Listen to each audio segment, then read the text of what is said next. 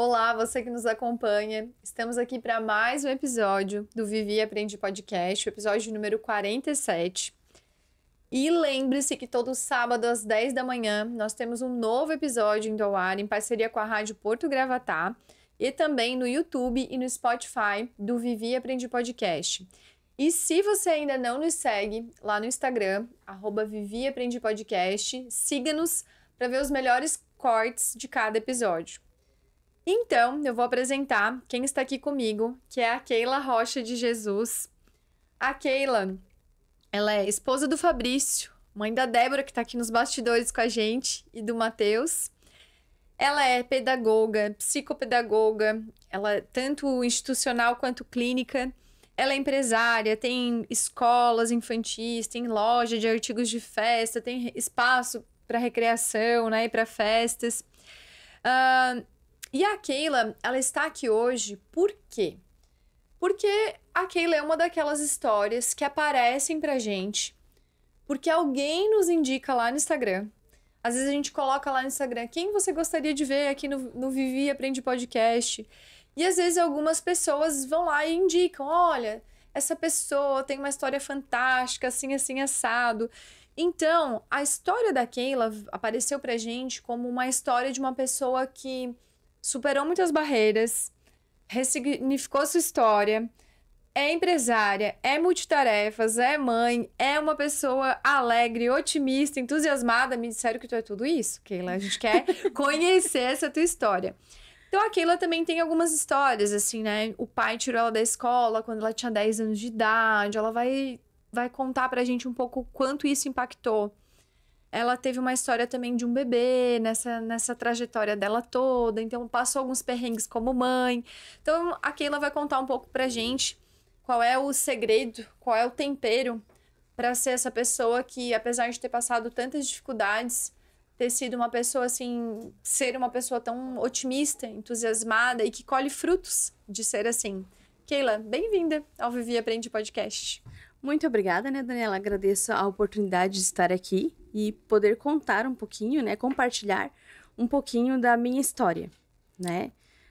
Realmente foi assim, quando pequena, meu pai com 10 anos, naquela época, me tirou da escola e por ciúmes, a escola era atrás de casa, enfim, me tirou da escola e não deixou mais eu estudar, eu fiquei dentro de casa com a minha mãe, né? Hoje em dia já seria bem diferente a situação, né?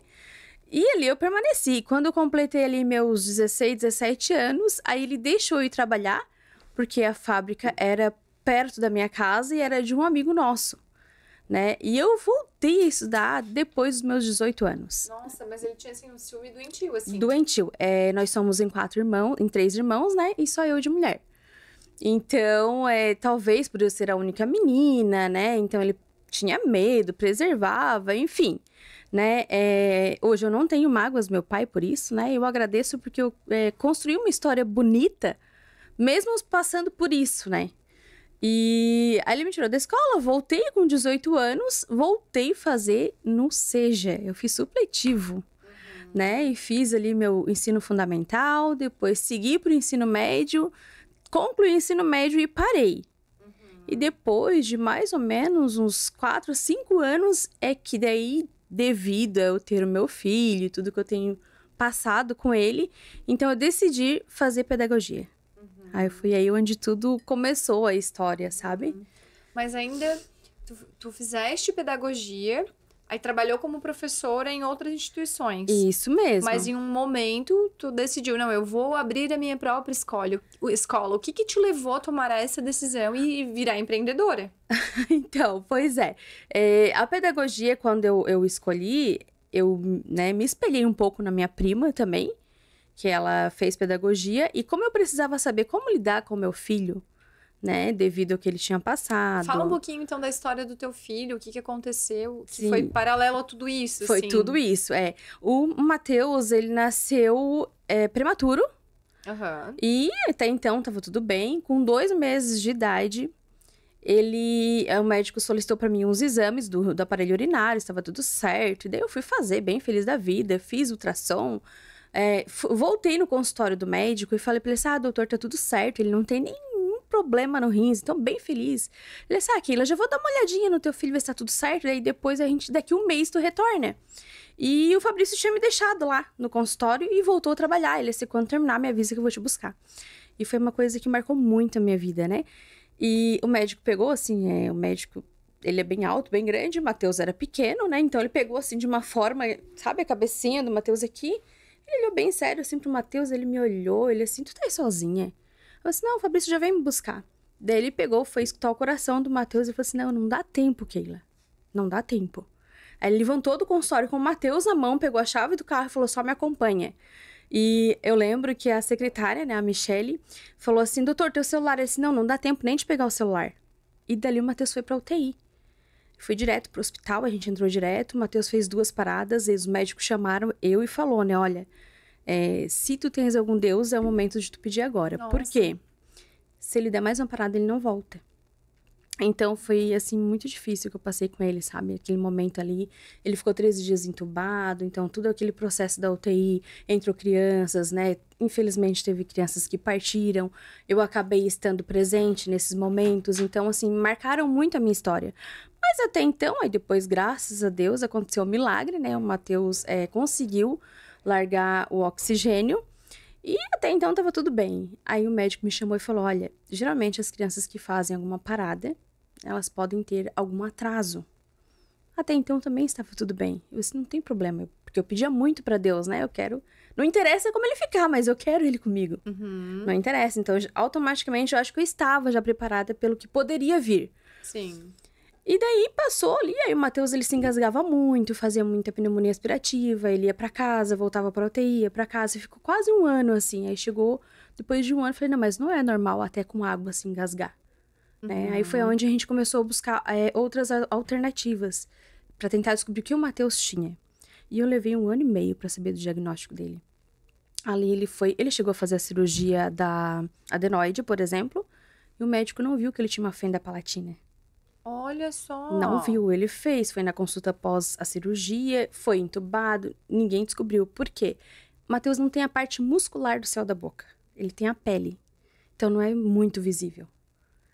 Né? Então, aí quando a gente descobriu, aí automaticamente aqui em Tubarão, ali em Tubarão, né, as crianças que têm essa fenda já são encaminhadas para o centrinho de São Paulo, né, ou o de Joinville. Sim. E eu fui encaminhada para lá. E o geneticista me chamou e falou, olha, mãe, geralmente quem tem fenda palatina, ele possui alguma síndrome. E ali começou, né? A gente ia em busca do diagnóstico, ver se tinha, se não tinha. Fizemos alguns exames, fizemos o cariótipo na época, depois o geneticista desconfiou daquela síndrome do X frágil, né? E daí deu negativo, aí chegou uma época que ele falou pra mim assim, olha, o último exame é esse, se esse não der nada, realmente ele não tem nada. Só que esse exame, na época, custava pra nós 16 mil reais. Aí, tipo, eu morava na casa do meu pai. Eu trabalhava de manhã pra comer à noite, né? Eu e meu marido. Meu marido viajava. Ele pegava todo o dinheiro da diária. Às vezes ele dormia no carro pra poder deixar o dinheiro da diária pra nós. Pra comprar remédio, pra comprar comida, né? Tinha a menina também, a Débora, né? Então, assim, foi um momento bem difícil. E agora, como é que a gente vai conseguir esse valor? O Matheus, a gente pagava o plano justamente pro Matheus, somente pra ele na época, porque ele precisava daquele plano, né? Então a gente entrou com um processo, a Unimed pagou metade do exame. E aí a outra metade, graças a Deus, amigos, familiares, todo mundo ajudou, a gente conseguiu realizar esse exame. Quando veio o resultado, veio que o Matheus, ele era portador da síndrome 22q11. Nossa, nunca ouvi falar. Muito rara, muito rara. É uma síndrome, a de Jorge, velocardiofascial, ela abrange várias síndromes dentro dela. Né? Então, dali, eu me vi a necessidade, porque ele ainda era pequeno, tinha 1 ano, ele foi andar com 1 ano e 8 meses. Aí eu, como mãe, né, eu me vi a necessidade de que, não, mas eu preciso saber como é que vai ser na escola dele. Porque eu não quero que ele fique tão atrasado. Né? Eu quero tentar fazer com que ele leve uma vida normal da maneira dentro do possível. E assim foi onde eu busquei a pedagogia. Né? Então, olha só, para ajudar o próprio filho. Para ajudar o próprio filho. Quantas mães acabam usando a sua dor para para estudar, para se desenvolver e usam aquilo como missão e acabam ajudando outras crianças, outras pessoas. E aí, então, o teu passo em direção a isso foi por conta do Matheus. Por conta do Matheus. E aí, depois dessa trajetória, porque aí se tornou uma escola, se tornaram duas, se tornaram outras empresas. Isso. Aí, quando eu comecei a estudar, graças a Deus, já consegui estágio de início. Então, o Matheus ia pra creche na época que o médico pediu que ele fosse para se socializar, né? E eu comecei a trabalhar, eu ia de bicicleta e aquela função toda que a gente sabe que, tipo, a maioria das pessoas hoje em dia passa, né? Deixa o filho na escola, vai de bicicleta, com chuva, com sol, o importante é trabalhar, ter o dinheirinho ali no final do mês, e dali foi surgindo. E depois eu peguei numa escola lá em Tubarão, não sei se você conhece o Lar da Menina, e lá dentro da escola tinha a coordenadora e a menina da secretaria também. E as duas gostavam muito de mim, sabiam da minha história, enfim, sabia que eu era bem empolgada mesmo, assim, sabe? Porque eu sou assim, né? Eu gosto de fazer as coisas, vamos fazer, tem festa junina, vamos lá ajudar, vamos decorar, vamos. Eu sempre fui assim, então eu gosto de estar em festa e gosto de estar com criança. São as duas coisas que eu amo na vida, né? E elas me ajudaram muito, aí um dia uma delas falou, por que tu não começa a fazer recreação em festa? É um extra pra ti. Aí eu falei assim, sabe que é uma boa ideia? Né? E na época, daí eu conversei com meu marido, tudo, aí ele ficou muito receoso. E eu conversei com um dos meus irmãos, o Samuel. E eu falei pra ele assim, eu queria tanto comprar uma cama elástica, pra me alugar a cama elástica e eu fazer a recreação, né? Pra mim ganhar um dinheiro em extra, até pra mim ter, né, uma situação melhor com os meus filhos, porque final de semana eu fico em casa mesmo, né? Então ele assim, não, então tá, então eu compro e depois tu me paga. Porque na época eu não tinha como comprar. Né? E hoje eu sou muito grata a ele por isso. E eu comprei a cama elástica, a piscina de bolinha. E dali começou a surgir, daí eu comecei a fazer festa. Depois aí começou a surgir a decoração. Aí comecei a decorar a festa, né? E eu não largava a minha profissão de professora. Quando eu me formei, eu recebi uma proposta para mim trabalhar numa direção de uma escola. E lógico que eu fui, né? Sem nenhuma experiência, mas eu fui. E só que eu deixei bem claro, olha, não tenho experiência, mas eu tenho vontade de aprender. E realmente eu aprendi muito, muito, sou muito grata. E aí foi ali, aí depois da escola eu já passei para uma educação infantil, né? Então o pessoal veio, conversava comigo, meu marido também tinha um sonho muito grande de ter escola. O sonho dele sempre foi, desde que comecei a fazer faculdade, ele dizia, vamos montar uma escola. E eu gostei, que medo, né? De montar uma escola. Mas chegou uma época que eu perdi o medo. Falei assim, não, então vamos montar a escola. Vai dar certo? Não sei, mas a gente vai tentar. E aí a gente fundou o Centro de Educação Cor e Alegria. Que é as escolas que eu tenho hoje. Aí eu abri a escola em 2020, janeiro de 2020. Pandemia. Trabalhei a colônia de férias. Veio a pandemia. Aí foi triste, sabe? Daí veio a pandemia, eu tinha pouquinho aluno, eu tinha mais ou menos uns 28, 27 alunos na época, né? E a gente tinha um credenciamento com a prefeitura. E com isso, o valor que era repassado acabou sendo repassado metade. Só que eu tinha funcionário, né? Então, assim, o que eu recebia aqui na escola era para os funcionários. E como é que ia ficar a casa e os filhos? Né? Então, aí meu marido foi trabalhar na CCR, aquela empresa de asfalto na BR. Então, ali ele trabalhava. Às vezes, a minha mãe ia comigo, ia levar algum lanche no meio do caminho para ele. Ela falava, minha filha, pelo amor de Deus, tá muito perigoso ele trabalhar aqui. E eu assim, mãe, mas é o que a gente tem hoje, porque a pandemia ficou difícil para todo mundo. Né? Então, eu enfrentei o ano inteiro de pandemia. Foi um ano muito difícil. Aí, depois, quando foi voltando aos poucos, aí surgiu a ideia de nós abrir a segunda, que é um outro bairro, né? E daí, ali, a gente está até hoje, com as duas escolas. Keila, o que passou pela tua cabeça, a tua mentalidade com relação a descobriu que tinha um filho com necessidades especiais, que ele ia ter ali um caminho árduo no seu desenvolvimento, que normalmente já é para uma criança, mas assim, para uma criança que tinha algumas atipias, né? Então acabava sendo mais detalhes para serem abordados, para ser uma criança independente e tudo mais. A tua mentalidade em ter esse diagnóstico e, ao mesmo tempo, empreender e ter que dedicar a tua energia também para o teu negócio. Então, isso a gente vê que é uma necessidade de muitas mulheres, né? De muitas famílias, na verdade, porque não é só da mulher, né? O pai também muitas vezes participa disso, mas a mãe, porque às vezes tem essa proximidade maior com o filho de abraçar mais responsabilidades diretamente. Como que foi encarar? Qual foi, assim, a grande habilidade que tu tivesse que desenvolver para ter conseguido fazer isso acontecer, para ter conseguido fazer com que isso desse certo? Eu acho que, assim, uma mãe que recebe um diagnóstico de uma criança especial, primeiro de tudo, ela tem que aceitar.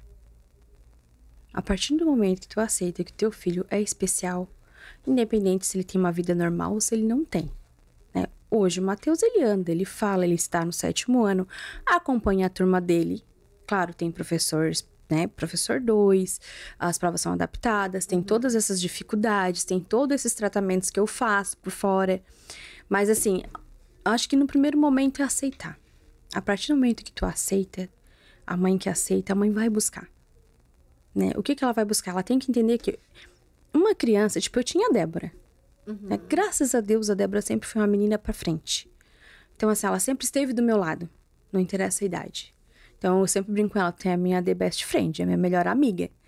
Porque realmente é minha confidente, ela fala, muitas vezes eu tô sem força, ela vai ali me dar força, né? Não por ela estar aqui, mas ela sabe que ela é assim, né? E o Fabrício, ele foi um pouco mais difícil de entender como funciona, né? Ele dizer, por quê? O que que eu fiz para acontecer isso? Aí eu falei, não, a gente não fez nada. Mas eu acredito que Deus escolheu nós porque a gente consegue, né? Então, assim, o Fabrício, ele teve um pouco mais de dificuldade de entender a situação. De, não, digamos, de aceitar o Matheus assim. Não, porque Deus o livre, o Matheus era a vida dele, né?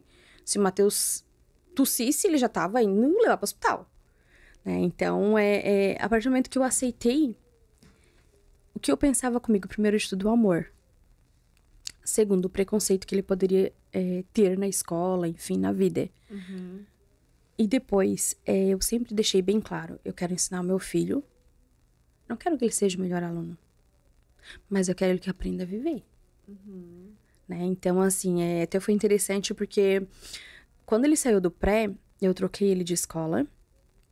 E um dos motivos, porque assim, eu ia conversar sobre Deus ou falar alguma coisa, e Matheus meio que não aceitava, assim, sabe? Não tinha aquela... né? Então, eu botei numa outra escola e eu não falei nada do que ele tinha. Porque todo mundo ficava me julgando, dizia assim, mas é tu que tá procurando alguma coisa nele.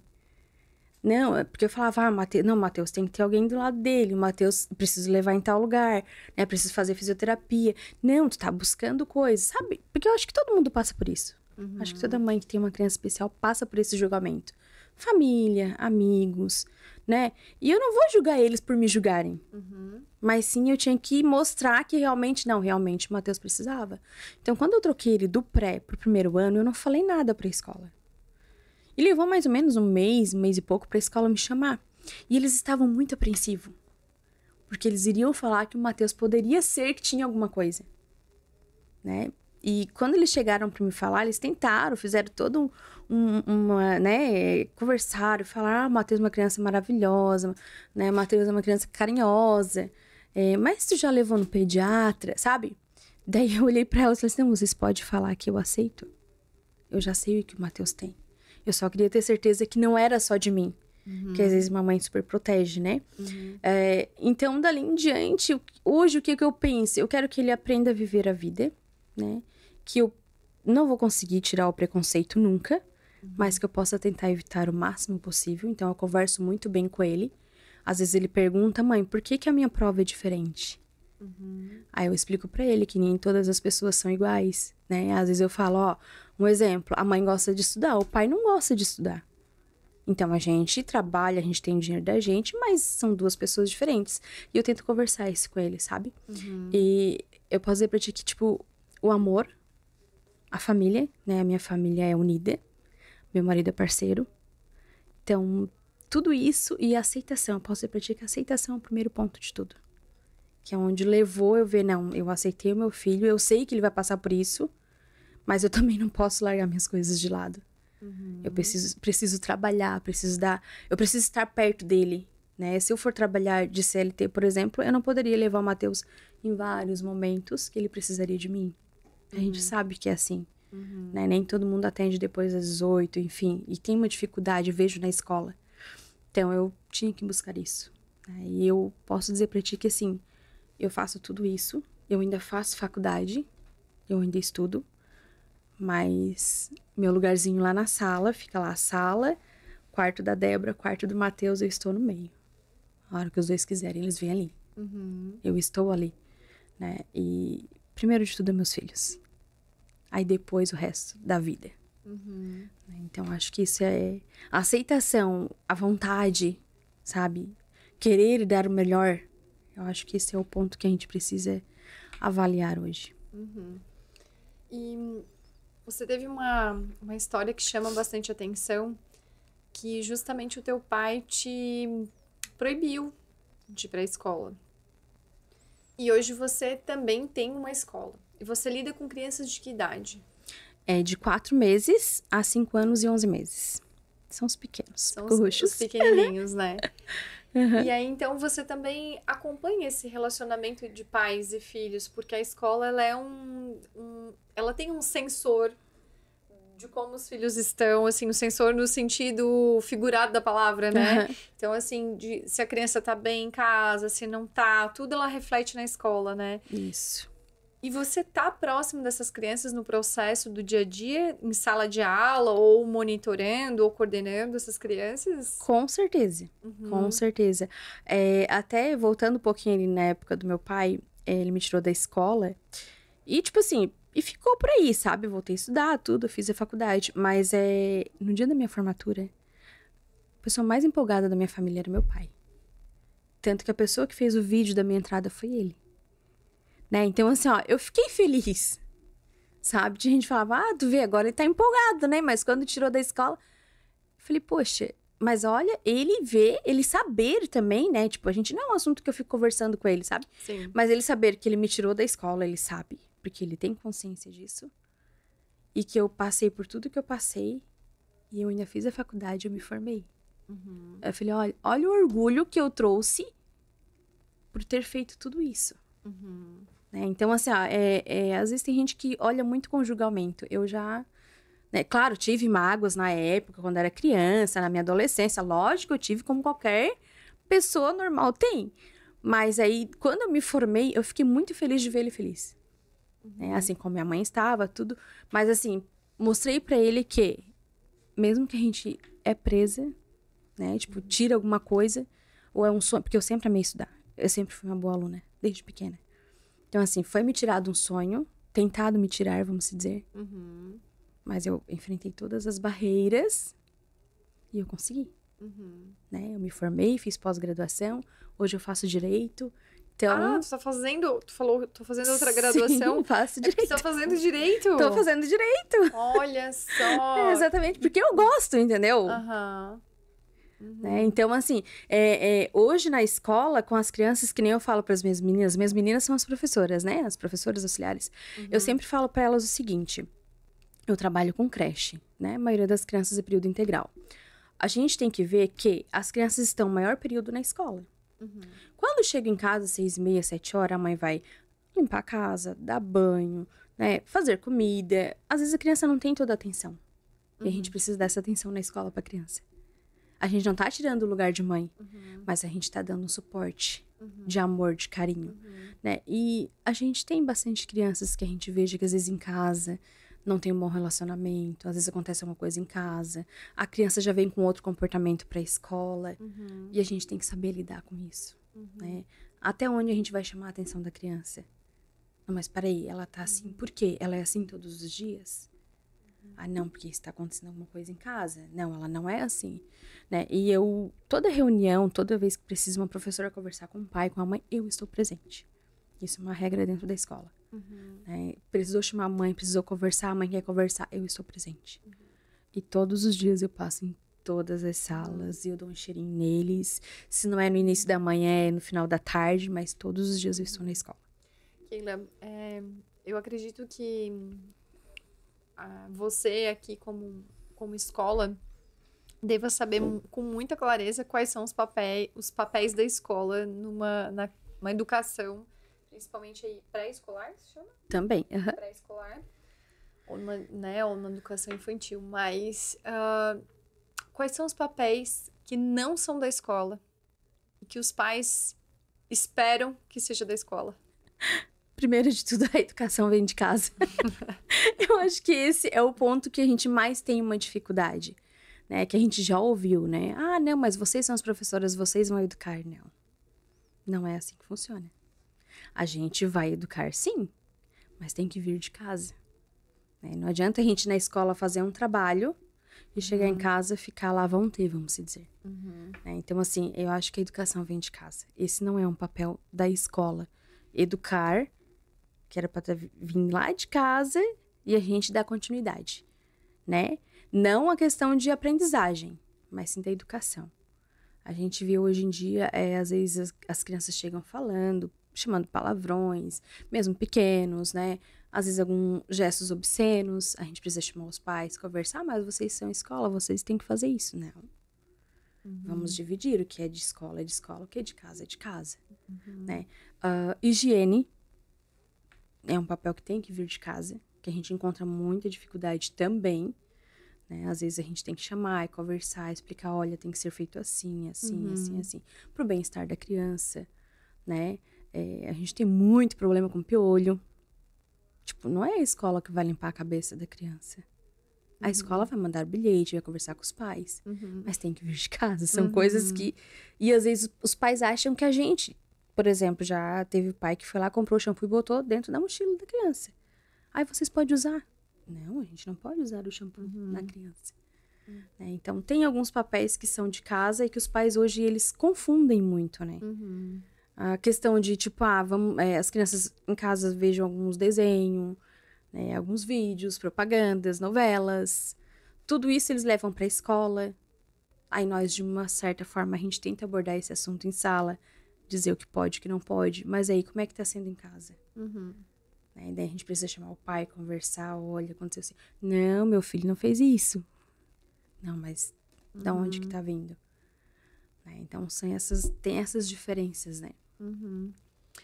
Keila, nessas crianças pequenininhas que você convive, que você faz recreação, tem experiência com recreação em festa, faz quanto tempo que você faz isso, essa parte de recreação? De recreação, vai fazer 10 anos. Bastante tempo. Bastante tempo. Então, várias gerações já passaram por ti. Várias. Certo. Não que eu esteja velha, né? Não é isso que eu quis dizer. Mas Estou assim... Sim, né? várias. Mas porque, por exemplo, há 10 anos atrás, uma criança que tinha 5, agora já tem 15. Sim. Então, agora já é outra geração que tá lá brincando na minha festinha, né? A minha pergunta é se você tem percebido mudança comportamental dessas gerações. Sabe por quê? É a pergunta que eu tô te fazendo.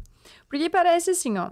Antigamente, quando a gente ia pra uma festa brincar, não tinha recreador. E a gente brincava com o que tinha. E se divertia à beça. Certo? Nas festinhas, o que tinha? Tinha aquele negócio de assoprar, de desenrolar, língua de sogra. Tinha chapéuzinho. Era até brega, né? Falar isso, que a gente entrega a identidade. Mas assim, agora nem tem isso. E tem outras coisas aí, faz slime na festa, outras coisas. Mas a minha pergunta é se você tem percebido essas mudanças comportamentais e de que forma você tem percebido? Então, questão de telas, né? Às vezes vai para uma festa e leva a tela. Um exemplo. Aí a recreadora vai lá, porque a recreação é o quê? É justamente não trabalhar tela. A recreadora vai lá, chama todos eles. Antes iam todos. Hoje já não é todos que vão. Outros preferem ficar lá sentado na tela, jogando. E a socialização deles também. Então, a gente observa muito isso, que mudou muito. Mudou o quê? Vai mais a fundo disso. Assim, por exemplo, se eu e você estavam brincando na festa, a gente brincava de correr, de pegar, se batia, se beijava. Hoje, não. Hoje, pra te ir lá brincar de pegar, por exemplo, a gente tem que fazer todo um trabalho, conversar e falar. Ah, mas eu acho que ele não gosta de mim. Ah, não, mas eu não quero brincar com ele. Tem tudo isso que a gente veja que mudou bastante. sabe? Isso aí, eu acho, assim, a dificuldade que a gente encontra nessa parte. Agora, tá sem tela, é uma criança que quase não usa tela. Quando sai, né? Porque tela todo mundo usa, eu acredito, hoje, né? Mas, assim, é uma criança que... Lá em casa a gente não largou. Não usa. Assim, agora, assim, televisão, né? É uma tela. Sim. A gente deixa alguns momentos específicos, mas celular não. E daí a minha filha, quem me acompanha nas redes sociais, né? A minha filha, de vez em quando... A única coisa que ela sabe fazer no meu celular, porque é bloqueado, então ela não acessa nada, ela não assiste YouTube, não assiste nada. Ela desbloqueia a câmera. Então, ela faz vídeos. Ela faz vídeos falando... Ela faz vídeos filmando o nosso dia a dia. Então, vira... E daí, às vezes... E eu não é uma coisa que eu permita ou que eu incentive ela a fazer. Ela tem 4 anos, só que ela é muito comunicativa.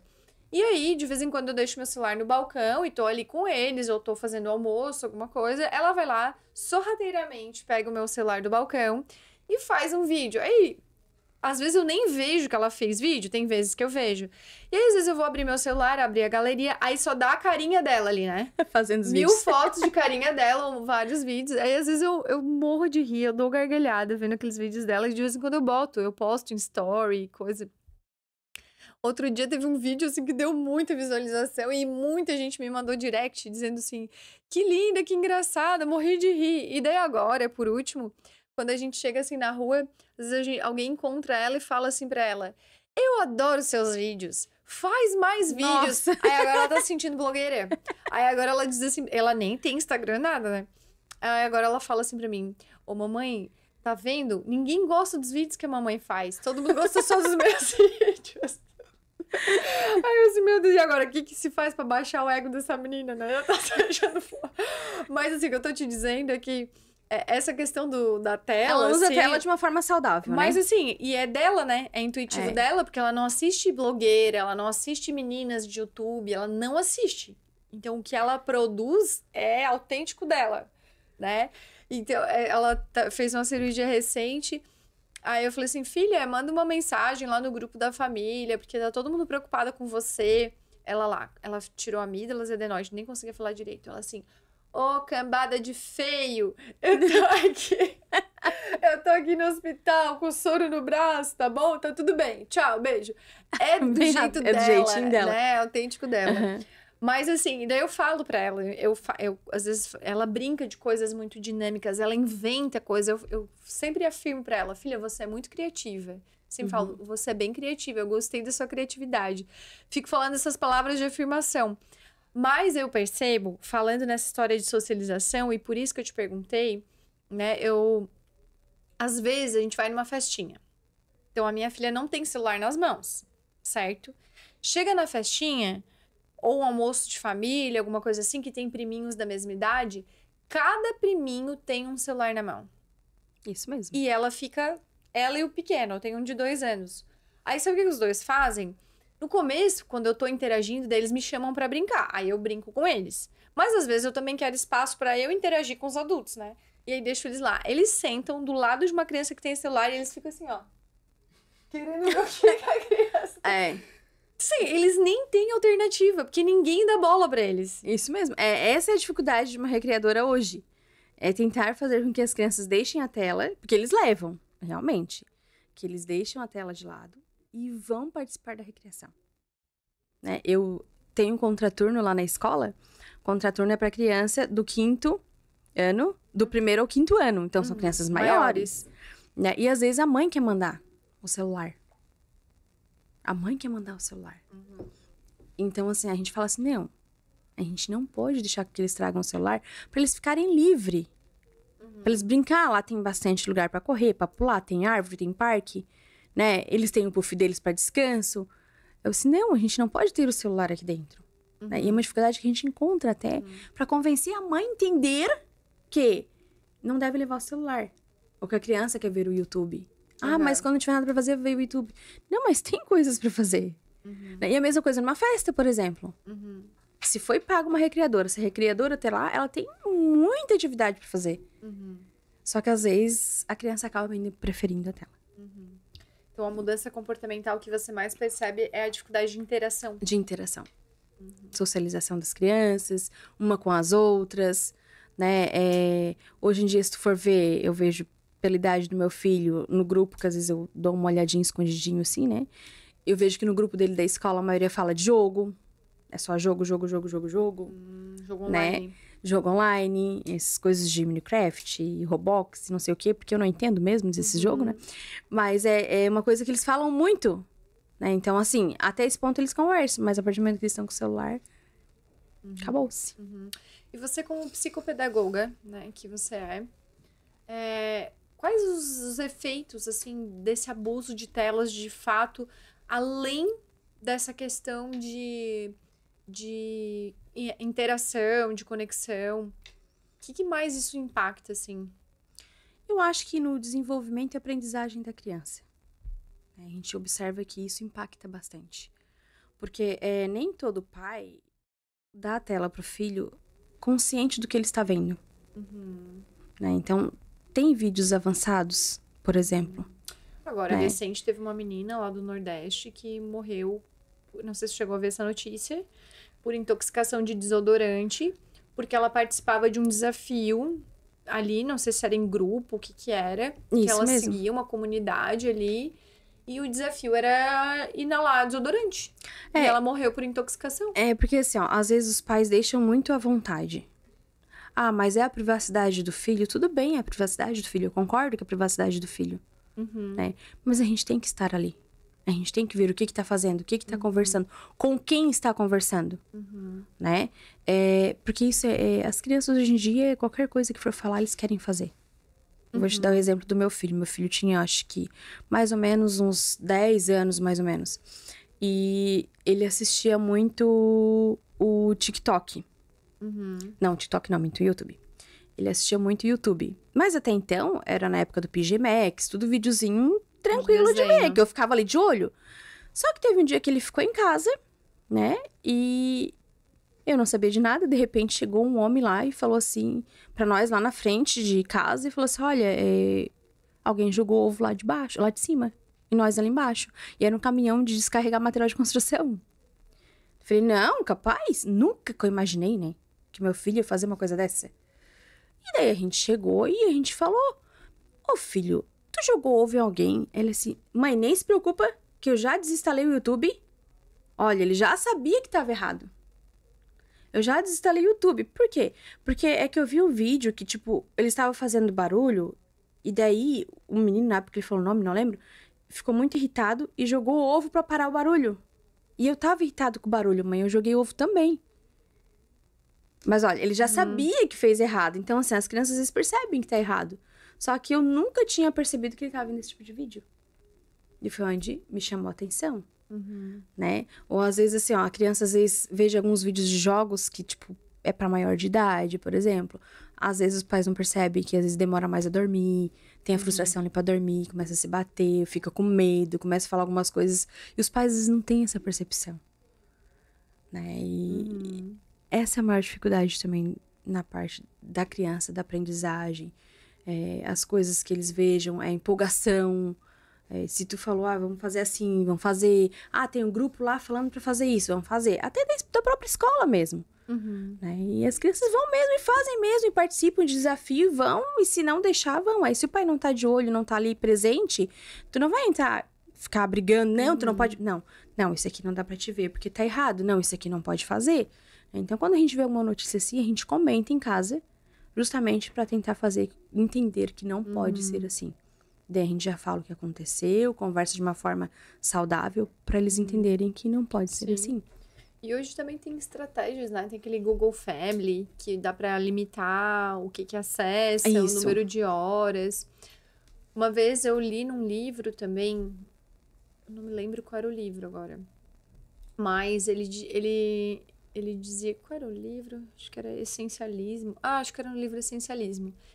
Que ele dizia assim, fazer uma estratégia com o filho pra tentar limitar o uso de telas. Porque assim, numa criança acima de 5 anos de idade, pelo menos o recomendado é que seja de no máximo 3 horas por dia.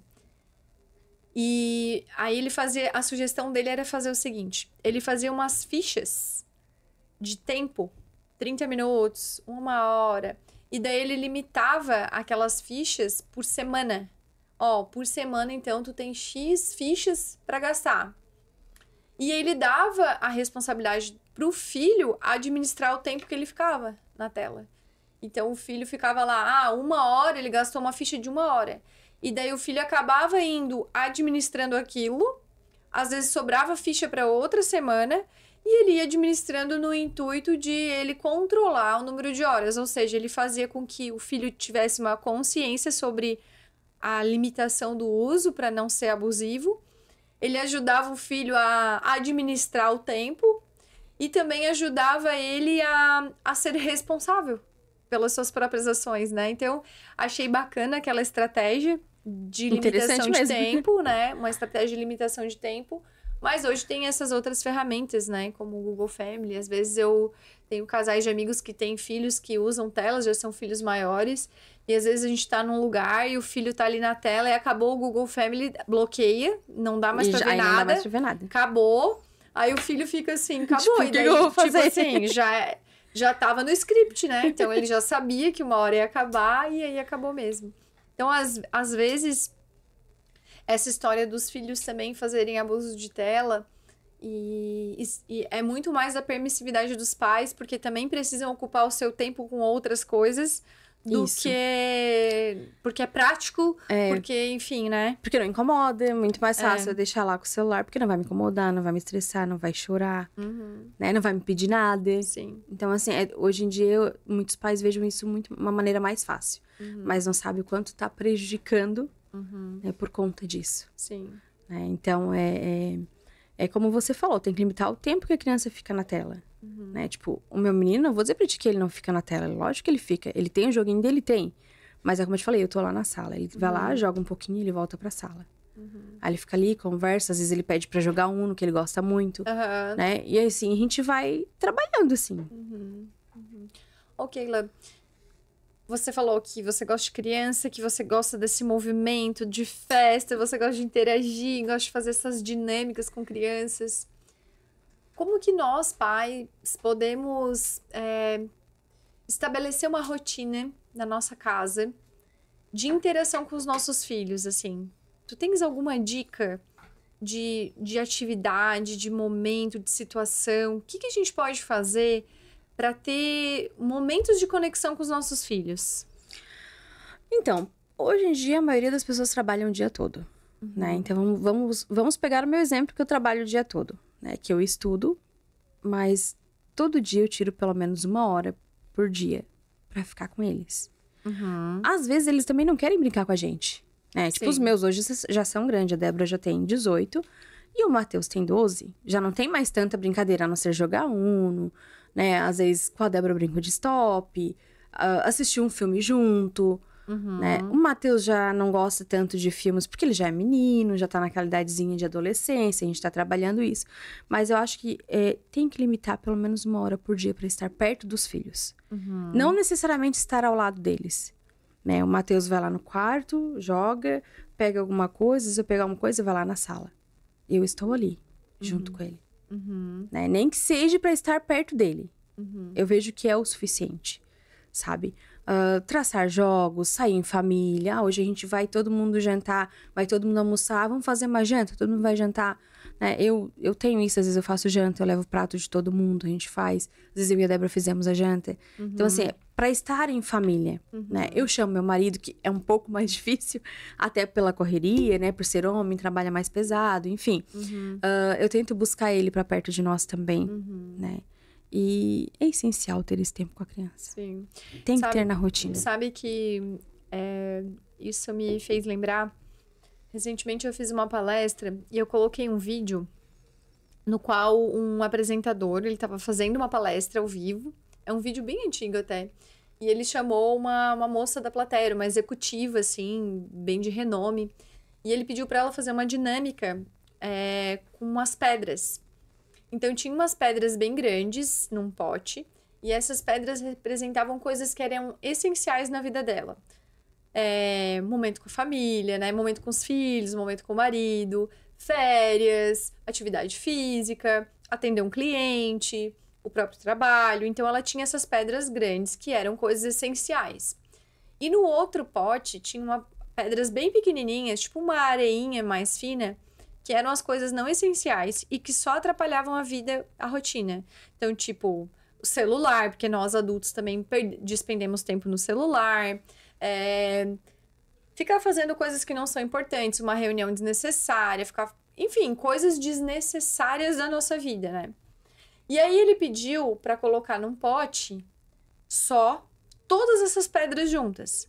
Sendo que primeiro foi colocado essas pedras finas e depois ela foi tentando colocar as pedras importantes. O que aconteceu?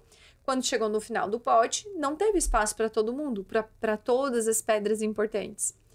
E aí, então, ele pediu para ela, tirou todas as pedras e pediu para ela, pegou um novo pote vazio e pediu para ela organizar essas pedras numa perspectiva diferente, para que coubesse tudo.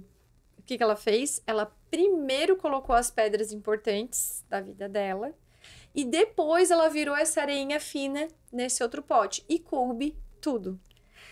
Essa história que você falou, assim, essa sugestão, né, de reservar 1 hora no dia para ter interação familiar, interação com os filhos, é justamente isso. É tornar o momento com os filhos uma pedra grande, uma pedra importante, e colocar essa pedra primeiro, para deixar para colocar depois aquilo que não é tão importante.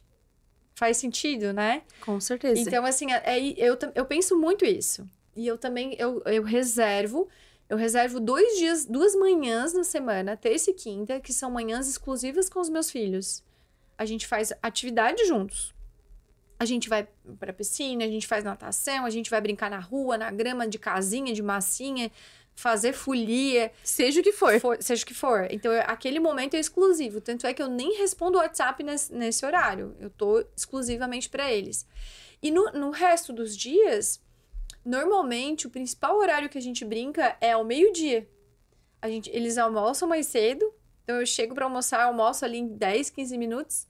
E daquele momento até eles irem pra escola, é o momento que a gente brinca. É o momento que dá pra gente brincar. Mas tem um momento. Porque fora isso, agora tem que escovar os dentes, agora tem que botar a roupa, agora tá na hora de dormir, agora isso agora aquilo, agora é almoço, agora é janta. Então, esse momento é aquele momento que eu tiro. E essa rotina, ela não era assim. E depois que a gente fez essa rotina assim, do meio-dia, eu percebi que, bom, agora a gente colocou eles como uma pedra grande, como uma pedra importante. Porque é a prioridade, como a sobra. né? Porque entendeu? é a prioridade. Uhum. Porque quando os pais não colocam isso como prioridade, nunca sobra tempo. Não, nunca sobra. Não sobra. Nunca sobra. Mas eu tenho que limpar a casa, mas eu tenho que... A gente entende que tem coisas que são essenciais, urgentes, importantes. Mas se a gente não colocar os filhos nessa categoria, né, de urgente e importante, nunca vai sobrar tempo pra eles, né? Não, porque a vida da gente hoje em dia é muito corrida, né? A gente mal tem tempo pra gente, né? E ainda a gente... Uma mulher que é casada, tem filho, tem que ter o tempo do esposo, do marido e o tempo dos filhos. Né? Lá em casa a gente separa. Tem um tempo também, tipo, agora faz 1 mês e pouco, como a gente tá mudando ali de endereço da escola, não. Mas toda sexta-feira era o dia de eu e meu marido sair. Toda sexta-feira. A gente saía pra fazer um lanche, saía pra dar uma voltinha, saía pra andar de carro, não interessa. Né? Então, assim, não se condiz a condição financeira. Você saiu, pode fazer uma caminhada. Então, toda sexta-feira a gente fazia isso, 1 vez por semana. Nós 2 saía, a gente conversava, a gente falava, a gente ria, né? Às vezes a gente tava lá, nós 2 sozinhos, e a gente... às vezes a gente ia fazer um lanche em algum lugar. Mas se a Débora estivesse aqui, ela ia gostar, né? Se o Matheus estivesse aqui, ia gostar, né? Tipo assim, a gente acabava falando sim. Mas estávamos só nós 2. Uhum. Né? Então, a gente tem que saber separar também, né? A questão tempinho pro esposo. Sim. Né, pro casal, vamos dizer, e também com os filhos. E que os 2 é uma pedra importante.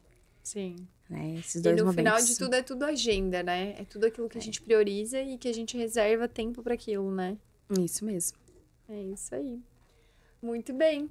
Keila, a gente tá chegando nos minutos finais, 1 hora de conversa passa rápido. Sempre passa. Nossa, meu Deus!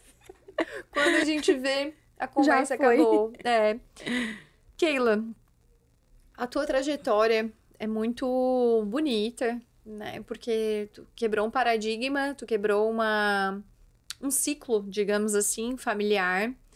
e tu transformou aquilo em algo, um propósito maior, né? Então hoje impacta outras pessoas. Tá, continua a estudar, porque tu enxerga isso como algo que te alimenta, né? Dá pra ver que isso te alimenta. Tu tem clareza, assim, do teu propósito? E de que forma... porque tu falou ali, eu sempre pedia pra Deus e tal. Como que é essa tua conexão, assim, com Deus? Então, a minha conexão com Deus sempre foi forte. Né? Claro que tem momentos que às vezes a gente fica assim, né?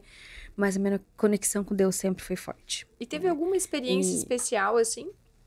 Que tu sentiu a presença dele mais forte? Com certeza. Foi quando Deus fez um milagre com meu filho. De todas, essa foi a mais forte. Né? Eu creio plenamente em Deus e o Mateus não tinha nenhuma esperança de vida. Nenhuma. E eu pedi muito pra ele. Eu pedi muito. Eu orei muito. Né? E Deus me deu esse milagre. E também no dia a dia, vou te dar um exemplo. A semana passada, a gente passa por altos e baixos, né? Todo mundo passa. Eu tava num momento difícil, um momento muito difícil da minha semana ali. E uma funcionária chegou pra mim e falou assim, Deus te ama. Ué, do nada. A outra falou, né? Porque assim, a gente não tá aqui pra falar de religião. Eu penso assim, né? Uhum. Eu sou de uma religião, se você é de outra, não me interessa, mas todas são Deus, né? Sim. E uma outra funcionária mandou uma mensagem no WhatsApp dizendo que estava vendo o rosário. Eu não sou católica, mas estava vendo o rosário e que ela sentiu de me mandar. Isso tudo no mesmo dia. Beleza, daí eu peguei, fui pra escola, tal, a gente de mudança na correria. Daqui a pouco chegou o diretor da escola do meu filho, né, como outra funcionária da escola, com uma flor. Já tinha passado o Dia da Mulher. Uhum. E ele disse assim, eu vi você chegando de carro, eu senti de vir trazer essa flor. E a gente pode fazer uma oração? E na oração ele falou, né, que Deus te ama, né, que, assim, foi muita coisa linda. Então, assim, eu tenho essa conexão. Então, Deus se faz presente, não interessa de que forma. Foram 3 religiões diferentes, 3 da minha, eu seria a 4ª religião. Cada uma falou de um jeito e todas eu acredito que foi Deus quem se fez presente. Sim, tá difícil, tá passando dificuldade? Sim, mas eu estou contigo. Né? Então, assim, eu tenho essa conexão com Deus. Né? Eu oro quando eu preciso alguma coisa. Eu não cobro de Deus. Né? Eu não cobro de Deus. Mas eu peço que Ele me ajude a passar. Né? Que se eu tiver que passar, eu vou ter que passar. Sim. Né? Que Ele tome nas mãos deles a minha vida, a vida dos meus filhos, enfim. Então, eu acredito que primeiro de tudo é Deus. Deus sabe os caminhos, né? Como nesse dia ele falou que Deus tá lá em cima no avião. E às vezes eu só acho aquele caminho ali. Não, mas ele não vai dar de passar. Mas Deus tá vendo que ele tem uma passadinha bem curtinha, mas eu vou conseguir passar. Então eu tenho essa conexão com Deus. Que bom. Forte. E tu tens clareza da tua missão, do teu propósito, do quanto tu é instrumento dele? Eu acredito que assim, hoje, né, servir a Deus, né, ser grata a Deus por tudo, né, essa é a maior clareza que eu tenho. O meu propósito é incentivar as pessoas, levar o amor para as pessoas, levar luz. Né? Uma vez teve um patrão meu que falou, ele chegou para mim quando eu entrei na sala dele, ele disse, nossa, Keila, você é uma menina iluminada. Porque assim, às vezes eu posso passar, até meu marido às vezes fala isso. Nossa, mas parece que nada tá acontecendo contigo. Porque tu tá rindo, tu tá falando, porque eu gosto de Instagram, eu gosto de falar. E parece que nada tá acontecendo. Aí eu falei pra ele assim, mas eu não posso parar. Então, eu acho que isso, muitas pessoas se espelham em mim. Várias pessoas já vieram falar. Então, eu acredito que o meu propósito é esse. É levar o amor, é levar a coragem, né? Encorajar as pessoas. Não, vamos lá, vai dar certo. Né? Então, até na escola, às vezes as meninas falam, né? Na faculdade ali. Eu falo, não, mas vai dar certo. Calma que vai dar certo. E nem sempre eu planejo tudo. Eu não sou uma pessoa que planejo. Vamos fazer assim, bonitinho assim. Não. É em cima da hora. Então, acho que hoje, assim, meu propósito é esse. Essa é a minha missão, levar o amor, levar a coragem, incentivar, mostrar que pode ser possível, tudo pode ser possível, né? Sim. Desde que a gente tenta, desde que a gente lute, desde que a gente batalha, pode demorar, mas um dia pode acontecer. Sim. E não é à toa que você está aqui hoje, né? Por conta dessa mensagem que tu tens para trazer com a tua história mesmo. Então a gente chega na pergunta final agora. A pergunta final é a pergunta clássica do Vivi e Aprendi. É uma pergunta que diz assim: se você pudesse resumir a sua vida numa lição única, uma grande mensagem que a sua vida, a sua história, a sua trajetória traz, resumindo assim, eu, Keila, vivi o que vivi e aprendi que... Eu aprendi que o amor supera, né? Que a esperança existe, que o milagre acontece, né? E que os sonhos se realizam. Muito bem, muito lindo. Então, te agradeço, Keila, por ter vindo até aqui, por trazer a tua mensagem, o teu exemplo. Você é bem ativa nas redes sociais, compartilha aí qual é a tua rede social para as pessoas que quiserem saber um pouco mais e te acompanhar no dia a dia. É @tiakeila_rdj. Muito bem. E nós ficamos por aqui em mais um episódio. Eu te encontro no próximo episódio. Lembre-se de nos seguir lá no Instagram também, @viviaprendipodcast, com apoio cultural de LD Espaço Odontológico. Tchau e até a próxima!